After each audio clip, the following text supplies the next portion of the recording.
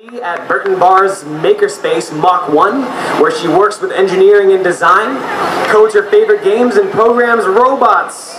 Katie thinks it's important to have kids doing science all around the world and finding new ways for things to work.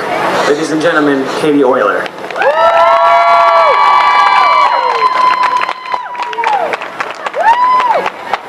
Hi, my name is Katie Oyler and I'm 11 years old.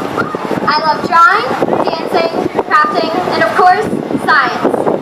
I started doing science with my mom when I was about 3 years old. I really loved looking at the stars and planets in the sky and loved picking out all the constellations. My mom and I even made our own telescopes so we could see the faraway stars up close.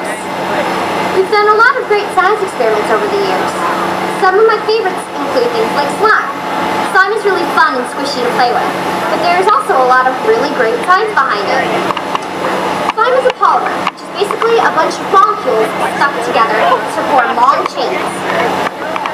They're used to make all kinds of plastic, DNA, and even ketchup. But mostly, it's stretchy, it's gooey, and it's just fun. But it's also great to experiment with. You can find which kinds of glue make the best slime, how to make it sparkle, or even how to make it magnetic. Another great example is something called the strawberry DNA extraction. We think of DNA as something super tiny, too small to see, and it's locked up inside of teeny tiny cells. But with a few ingredients around the house, you can break open the cells of strawberries, pull out the strands of DNA inside. You can't see the double helix, but you can see protein chains and DNA strands. There's a lot of great science experiments you can do at home with the things you find around the house. It's a great way for kids to have a lot of fun with science. But there are also a lot of kids around the world using science to make a big impact on their communities. For example, my friend David spends a lot of time learning about birds and how the different diets of birds can be determined by their beaks. He also looks at different ways to track them through their habitats. His research is helping him find better ways to feed rescue birds so they can eat, even if they're in an unfamiliar place. Someday, his research might even help wildlife rescuers save injured birds as they recover from being released into the wild.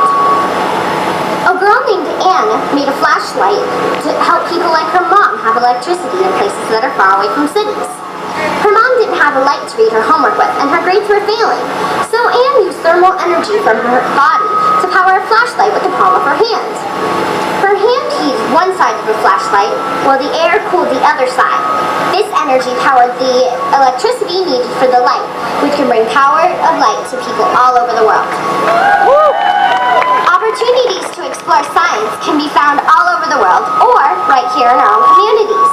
For example, you might not think of a library as a place to find science, but our own Burton Bar is full of it. The 4th floor Makerspace Mach 1 has coding classes, places to fly drones, and you can even program robots or design your own video games. The Science Center also has loads of opportunities to explore science. You can explore weather, space, physics, and the human body, all in one place. You can even call the Science Center if you're working on a project, and they can help and bring it down, and they can help you with it. They have tons of tools to share, and they can help you with your experiments so you can understand how they work. There's science to be found everywhere around us. We're kids. We're pretty good at asking questions and finding out where our answers can lead us. We're important. I think we should always have a voice in science, and we can be a powerful force if we put our minds together. We care a lot about this planet, so why don't we figure out how to take care of it as it is taking care of us? With science on our side, we can do anything.